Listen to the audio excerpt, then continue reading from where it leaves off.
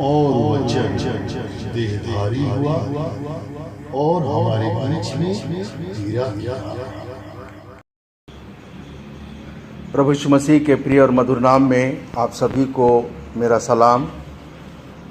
धन्यवाद हो प्रभु का कि एक और अवसर हमें मिला है कि हम परमेश्वर के अनुग्रह के सिंहासन के सन्मुख उपस्थित होकर के वचन को सुन और सीख समझ सकते हैं।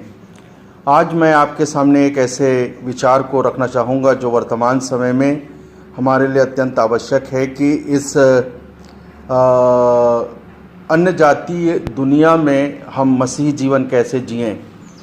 एक बड़ा ही महत्वपूर्ण सवाल है जिस पर हमें चर्चा करने की, परमेश्वर के वचन से ध्यान देने की आवश्यकता है, क्योंकि हम जिस संसार में रहते हैं वास्तव में वो गैर मसीही संसार है और इसमें हम जिन्होंने यीशु मसीह को अपने जीवन में स्वीकार किया है, हमें मसीही जीवन व्यतीत करना है। बाइबल में यदि हम जाएं, पहला यूहन्ना की पत्री उसके 5वें अध्याय के 19वें पद में, तो वहाँ पर लिखा है, हम जानते हैं कि हम परमेश्वर से हैं, लेकिन सारा संसार दुष्टता के वश में पड़ा है। अब इस दुष्टता भरे सारे संसार में हम जो प्रभु के थोड़े लोग हैं, किस प्रकार से जीवन व्यतीत करें, क्योंकि जबकि संसार का अधिकार शैतान के पास है, दुष्ट के पास है, तो वो अपनी दुष्टता करना नहीं छोड़ता। और इसीलिए बाइबल में बहुत सी जगहों पर कुछ ऐसे ऐसे शब्द लिखे हैं जिस पर हमें निरंतर मनन करने की आवश्यकता है। जैसे कि मत्ती रचित सुसमाचार उसका 24वां अध्याय, और यदि हम उसके 12 पद में पढ़ें तो वहाँ पर लिखा है, अधर्म के बढ़ने से बहुतों का प्रेम ठंडा पड़ जाएगा। अधर्म शैतान का अपना हथियार है जो लोगों में फैलाता है और इससे लोगों के जीवनों को प्रभावित करता है। तीमुथियुस ने भी कुछ अच्छी ऐसी बात लिखा है।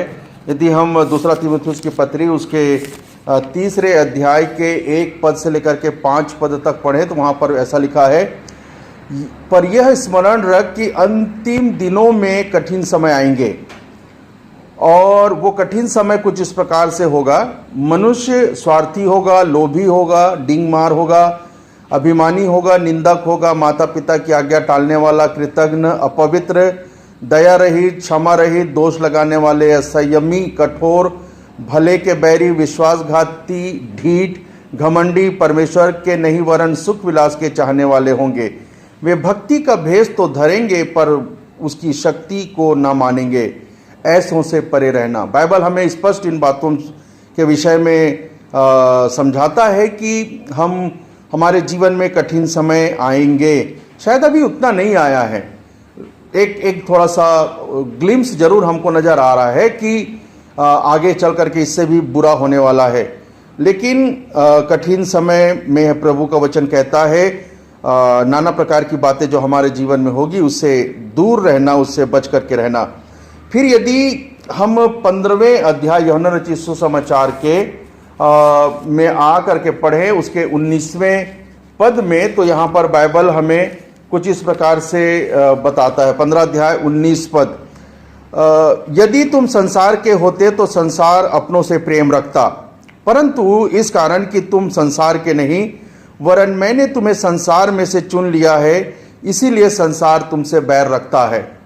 आज हम जो संसार में रहते हैं ऐसे बहुत सारे समस्याओं का सामना करते हैं, क्योंकि हम संसार के नहीं परंतु अपने प्रभु यीशु के द्वारा परमेश्वर के हैं। 17 अध्याय यूहन्ना रचित सुसमाचार के 17 अध्याय के 14 पद को यदि हम पढ़ें तो वहाँ पर लिखा है, मैंने तेरा वचन उन्हें पहुँचा दिया है और संसार ने उनसे बैर किया, क्योंकि जैसा मैं संसार का नहीं वैसे वे भी संसार के नहीं हैं। प्रियो, कुल मिलाकर के ये है कि हम प्रभु के लोग इस संसार के नहीं हैं, लेकिन इस संसार में रहते हैं, और इस संसार में मुझको और आपको तमाम कठिनाइयों, परेशानियों और विपरीत परिस्थितियों के बीच में अपने मसीह जीवन को जीते रहना है। अब ये एक बहुत बड़ा चैलेंज है हमारे और आपके सामने में कि हम कैसे मसीही बन करके इस संसार में जीवन व्यतीत करें। बहुत ही कठिन है, बहुत ही एक ऐसा समय या जीवन है हमारे पास कि हमको लगेगा कि शायद हमसे ना हो पाएगा, क्योंकि कहीं ना कहीं हम संसार के तौर तरीकों से प्रभावित होते चले जाते हैं। लेकिन मैं कुछ बातें आपके सामने रखना चाहूँगा जिसका अनुसरण करने के द्वारा से हम इस गैर मसीही संसार में मसीही बन करके जीवन व्यतीत कर सकते हैं। सबसे पहली बात है, बाइबल हमें बताती है जो हमारा व्यक्तित्व होना चाहिए वो ये है कि हम दाग रहित और पवित्र जीवन व्यतीत करें। अब ये किस प्रकार से है, कैसा होता है, मैं इसे आपके सामने वचन के द्वारा से रखना चाहूँगा। दाग रहित पवित्र जीवन, फिलिपियों की पत्री उसके 2 अध्याय में यदि हम चले जाएं तो वहाँ पर पौलुस जो है चंद बातों को लिखता है कि किस प्रकार से हमको जीवन व्यतीत करना है। फिलिपियों की पत्री उसका 2 अध्याय और उसके 14 पद से लेकर के 16 पद तक के, सब काम बिना कुड़कुड़ाए बिना विवाद के किया करो, ताकि तुम निर्दोष और भोले होकर टेढ़े और हठीले लोगों के बीच में परमेश्वर के निष्कलंक संतान बने रहो, जिनके बीच में तुम जीवन का वचन लिए जगत में जलते दीपक के नाई दिखाई देते हो, कि मसीह के दिन मुझे घमंड करने का कारण हो कि न मेरा दौड़ना और न मेरा परिश्रम करना व्यर्थ हुआ। पौलुस प्रेरित कहता है कि हम इस टेढ़े हठीले लोगों के मध्य में एक निर्दोष और निष्कलंक संतान, परमेश्वर के संतान के समान जीवन व्यतीत करें। और वो कुछ इस प्रकार से है, जीवन का वचन लिए हुए जगत में जलते दीपकों के समान। अब ये कठिन है प्रयोग, मैं जानता हूं कि हमको और आपको कठिन परिस्थितियों में प्रभु का वचन कहता है कि तुम वचन लिए हुए दीपक के समान जलते हुए जीवन व्यतीत करो। बहुत ही कठिन, लेकिन असंभव नहीं है। परमेश्वर की सहायता से हम ये सब कुछ कर सकते हैं। फिर यदि हम आगे याकूब की पत्री में चले आएं तो याकूब ने भी बहुत अच्छी बातों को लिखा है। उसके पहले अध्याय के 27वें पद में कुछ इस प्रकार से लिखा हुआ है, हमारे परमेश्वर और पिता के निकट शुद्ध और निर्मल भक्ति यह है कि अनाथों और विधवाओं के क्लेश में उनकी सुधि लें और अपने आप को संसार से निष्कलंक रखें। दूसरा मतलब यह है कि प्रभु ने जो हमें काम दिया है, गरीबों की सेवा करना, लोगों की सुधि लेना, और विशेष करके यहाँ पर अनाथ और विधवाओं का वर्णन है, जिसके बारे में प्रभु का वचन कहता है कि उनकी सुधि लो और इस प्रकार से तुम अपने आप को संसार में निष्कलंक रख सकोगे। और रोमियो की पत्री उसके 12वें अध्याय के 2 पद में लिखा है कि संसार के समान ना बनो, परंतु तुम्हारा चाल चलन निरंतर बदलता चला जाए। तो ये वो तरीका है जिसके द्वारा से हम पवित्र और निष्कलंक जीवन व्यतीत कर सकते हैं। लेकिन एक चीज जो आया है जिसको मैं फिर से आपके सामने रखना चाहता हूं, वो ये है कि हम ज्योति के समान, ज्योति हम जानते हैं कि हर कठिन परिस्थितियों में, हर विपरीत वातावरण में उसका बस एक ही मकसद होता है कि वो जलता चला जाए। मत्ती रचित सुसमाचार यदि हम निकालें 5वें अध्याय के 13 और 14 पद में, तो वहाँ 2 चीज़ों का वर्णन है, नमक और ज्योति के बारे में। नमक और ज्योति, इनका काम जो है ये बखूबी करना जानते हैं। चाहे कैसा भी वातावरण हो, चाहे कैसा भी समय हो, कठिनाइयाँ हो ना हो, ये बस केवल एक ही चीज़ जानते हैं कि ये जिस स्वभाव के लिए बने हैं, जिस बात के लिए प्रभु ने इन्हें संसार में लाया है, उस काम को पूरा करना। नमक अपना स्वाद जो है छोड़ता है और ज्योति जो है अपना प्रकाश जो है दुनिया में देता चला जाता है। लेकिन ये हमारे लिए, जैसा मैंने कहा, कि बहुत ही कठिन है।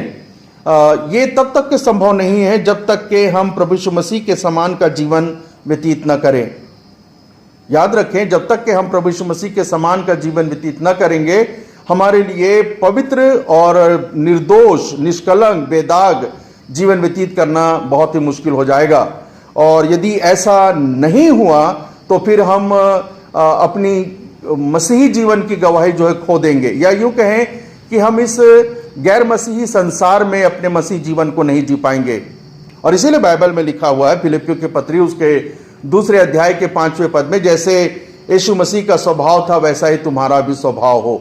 अर्थात दुनिया की बातों पर ध्यान न देना। जिस मकसद के लिए तुम इस संसार में बुलाए गए हो, जिस मकसद के लिए प्रभु यीशु मसीह ने हमें चुना है, उन कामों को करते चले जाना।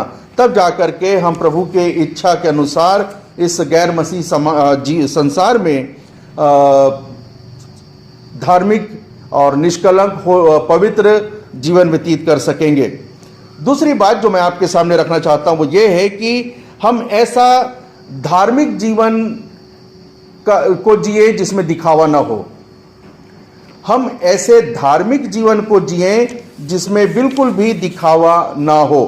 वर्तमान समय में बहुत ही मुश्किल है कह पाना कि कौन व्यक्ति धार्मिक जीवन व्यतीत कर रहा है और कौन व्यक्ति दिखावे का जीवन व्यतीत कर रहा है। लेकिन जब परिस्थितियां आती हैं, विपरीत विकट परिस्थितियां आती है, तो जो व्यवहार प्रकट होता है उससे जरूर पता चल जाता है कि लोग एक दिखावे की जिंदगी अब तक के जी रहे थे, जिसके कारण से समस्याएं और भी बढ़ जाती है।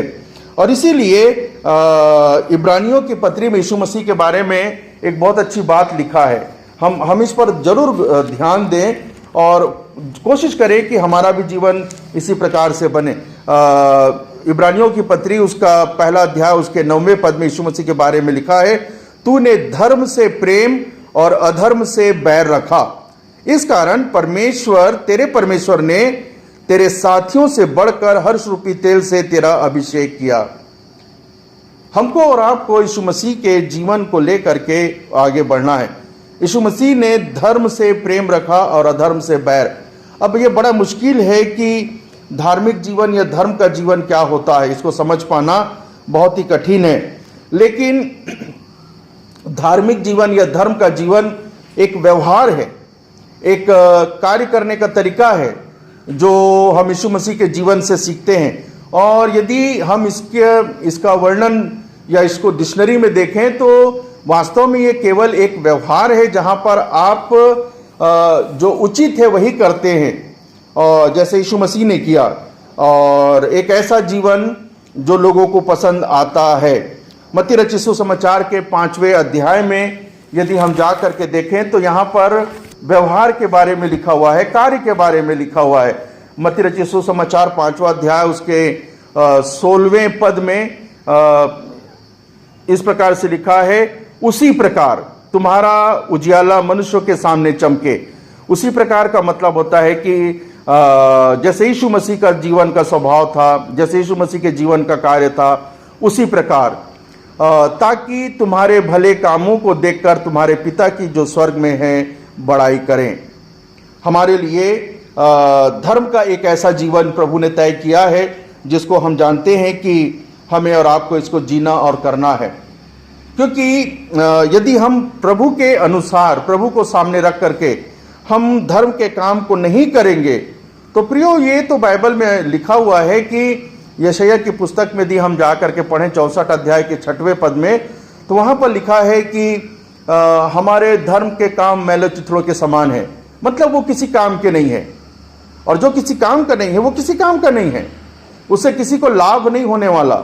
और इसलिए प्रभु चाहता है कि हम प्रभु का सा, जिसने धर्म से प्रेम किया अधर्म से बैर किया, हम भी प्रभु के समान वैसे ही धर्म से प्रेम करें, न्याय पसंद हो लोग होवें, अच्छे कामों को करें, और जैसा प्रभु ने किया वैसे ही हम करते चले जाएं।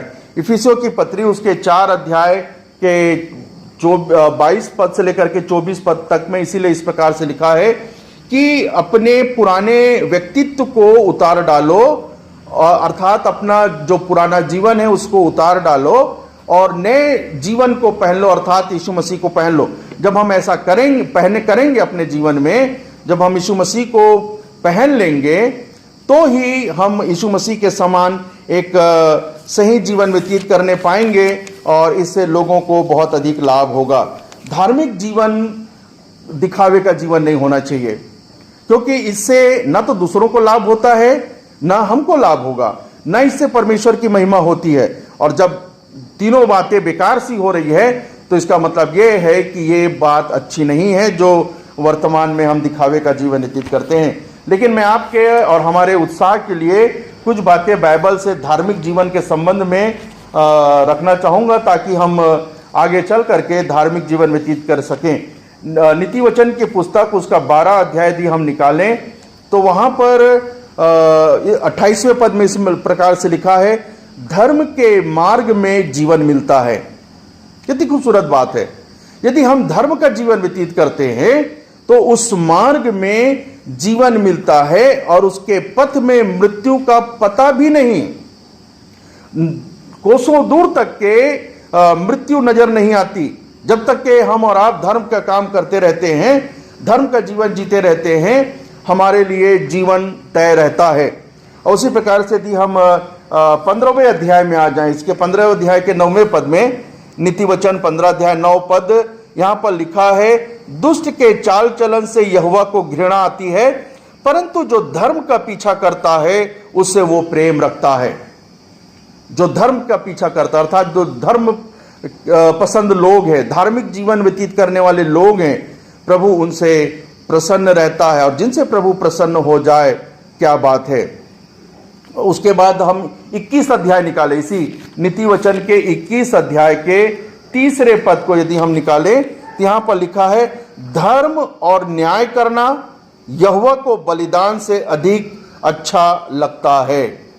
धर्म का जीवन, धर्म से बलिदान का जीवन प्रभु को बहुत अच्छा लगता है। इसी के 21 अध्याय के 21 पद में 21 में आ जाए तो यहां पर लिखा है, जो धर्म और कृपा का पीछा करता है वह जीवन, धर्म और महिमा भी पाता है। और इसलिए प्रियो, हमको और आपको वो धर्म का जीवन जो दिखावे का है जीने की आवश्यकता नहीं, क्योंकि इससे किसी को लाभ नहीं होना है। और इसीलिए बाइबल में हमारे प्रोत्साहन के लिए इन सारी बातों का वर्णन है कि हम धर्म का जीवन जिए, जिसमें जीवन है, जिसमें धर्म है, और सबसे बड़ी बात जो है जिसमें परमेश्वर की आशीष बनी रहती है, महिमा भी मिलता है और सब कुछ मिलता है। तो आइए हम सब जो है धर्म का जीवन, जो असली धर्म का जीवन है, जिए, ना कि दिखावे वाला जो किसी के काम का नहीं है। और वो एक व्यवहार है, एक काम करने का तरीका है। आप धर्म से काम करते चले जाएं, बहुतों को लाभ होगा, परमेश्वर की महिमा होगी और आपको भी और हमको भी आशीष मिलेगा। और एक अंतिम बात मैं आपके सामने रखना चाहता हूं, वो ये है कि हम एक ऐसा व्यवहार करें जो बचाए हुए लोगों का होता है, जो छुड़ाए हुए लोगों का होता है। देखिए, व्यवहार तो बहुत सारे लोग करते हैं। हो सकता है कि आपको कई बार नजर आए कि बहुत सारे लोग जो है अच्छे अच्छे व्यवहार करने वाले होंगे, लेकिन यदि हम बचाए हुए लोग हैं तो हमारा व्यवहार दूसरों से फर्क होता है। उन समयों में जब कठिन समय आए जीवन में, चाहे वो किसी के भी द्वारा हो, परिस्थितियों के द्वारा हो, लोगों के द्वारा हो, जैसा भी हो, हमारे जीवन में जब कठिन समय आता है तो हमारा व्यवहार कैसा होता है। बाइबल में एक वर्णन है, 2 तीमुथियुस की पत्री यदि हम निकालें, उसके 3 अध्याय के 12वें पद को यदि हम पढ़ें तो यहाँ खूबसूरत सी बात लिखा हुआ है जो मैं आपके सामने रखना चाहता हूँ। 2 तीमुथियुस की पत्री 3 अध्याय और उसका 12वां पद, पर जितने मसीह में भक्ति के साथ जीवन बिताना चाहते हैं वे सब सताए जाएंगे।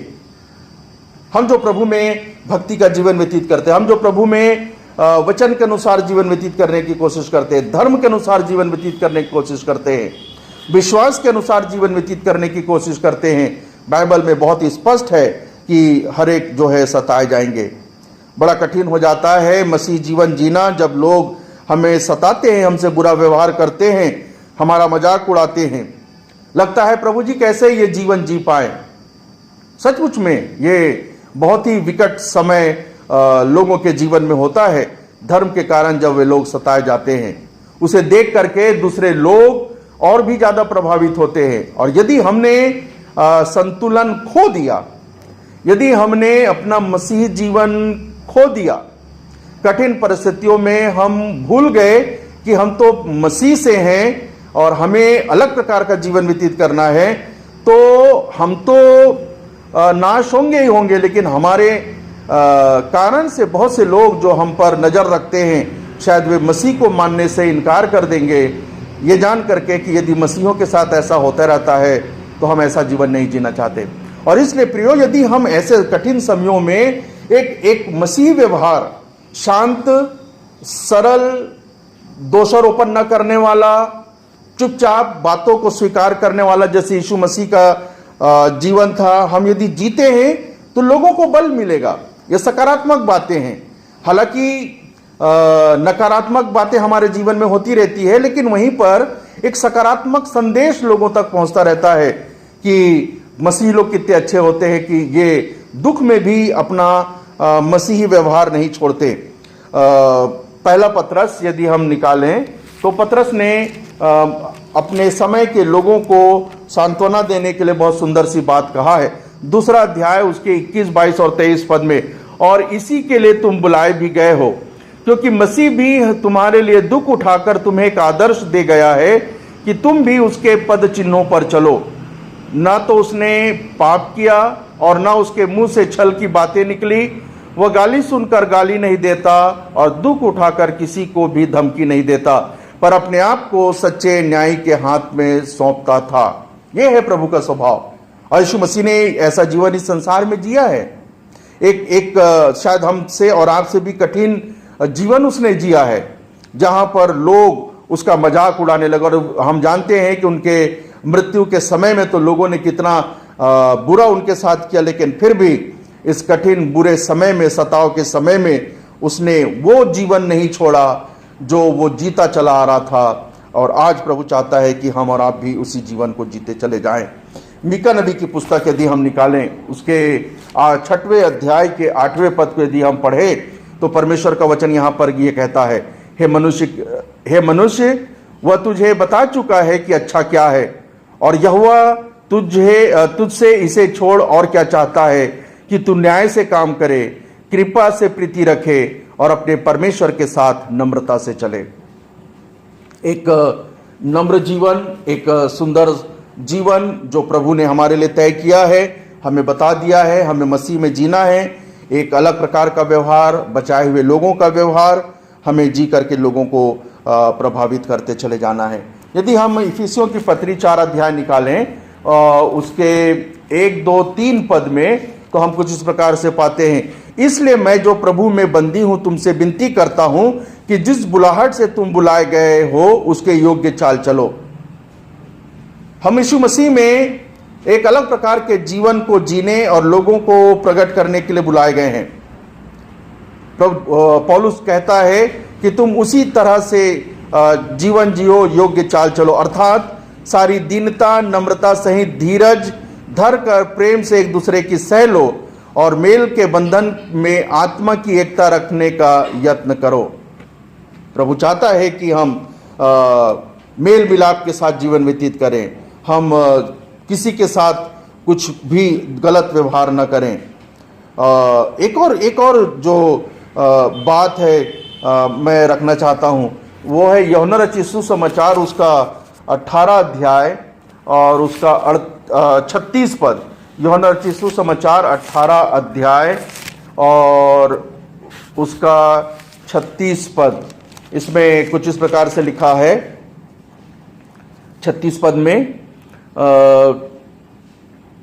यीशु ने उत्तर दिया, मेरा राज्य संसार का नहीं। यदि मेरा राज्य संसार का होता तो मेरे सेवक लड़ते कि मैं यहूदियों के हाथ में सौंपा न जाता, परंतु मेरा राज्य यहां का नहीं है। प्रभु नहीं चाहता कि हम लड़ाई करें, ये जान करके कि हम इस संसार के नहीं हैं। हमने शुरुआत ही ऐसा किया। हम तो जानते हैं कि हम परमेश्वर से हैं, हम परमेश्वर के हैं, परंतु सारा संसार दुष्टता के वश में पड़ा है और हमारा परमेश्वर स्वर्ग में रहने वाला परमेश्वर है।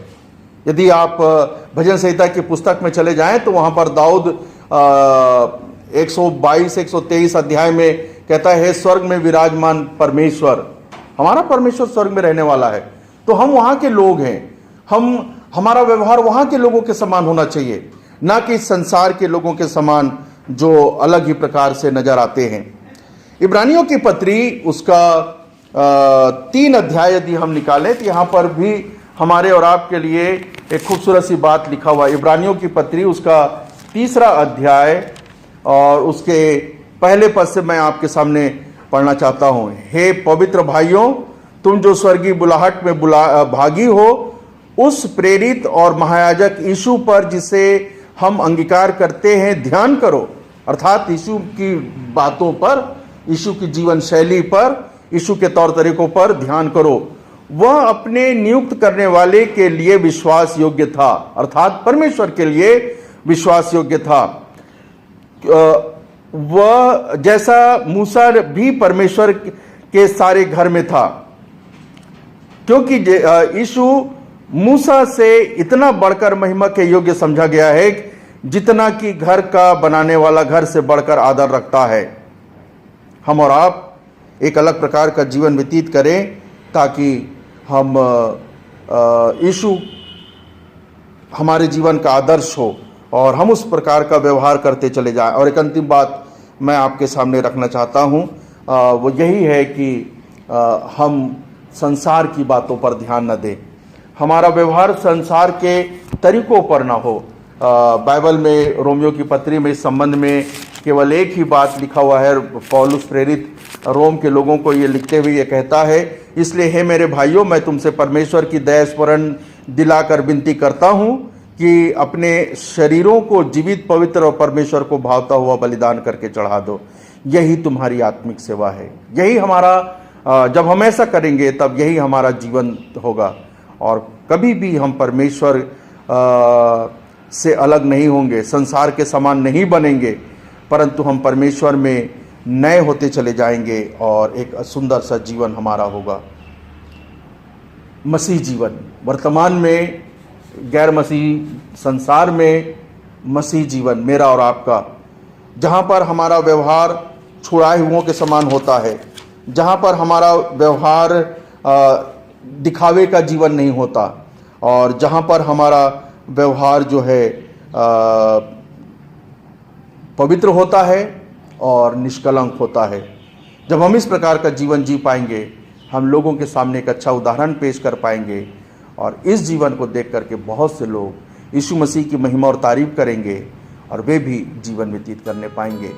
यदि हम ऐसा कर पाएँ तो प्रभु हमें आशीष देगा और निश्चित वो आशीष हमें देना चाहता है। तो आइए हम सब मिल करके इस बात को जानते हुए हम परमेश्वर से हैं। सारा संसार दुष्टता के वश में पड़ा है, हमको उनको छुड़ाना है। कभी हम संसार के दुष्टता में पड़े थे, किसी ने वचन सुना करके, जीवन दिखा करके हमको छुड़ाया है।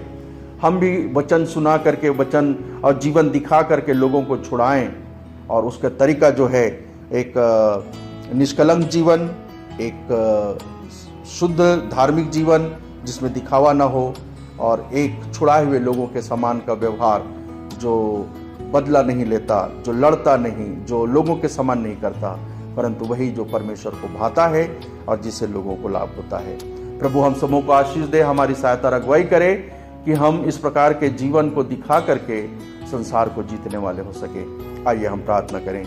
प्रेमी दयालु अनुग्रहकारी पिता परमेश्वर, धन्यवाद देते हैं ऐसी सुंदर बातों के लिए प्रभु जो तूने हमारे सामने रखा कि हम कैसे इस संसार में जो विश्वास नहीं करता, जो अन्य जाति संसार है, एक ऐसा संसार जो दुष्टता के वश में पड़ा है, मसीही जीवन को जी सके। हमें तूने प्रभु जी उन बातों को बताया है, हमारी सहायता अगुवाई करके हम उन अनुसार से जीवन व्यतीत कर सके, ताकि हमारी गवाही लोगों के जीवन को बचाने का और आशीष का कारण बन सके, तेरी महिमा का और हमारे खुद के अनंत जीवन का कारण बन सके। विनती अपना उद्धार करते यीशु मसीह के नाम से मांगते, सुनने कबूल कर, आमीन।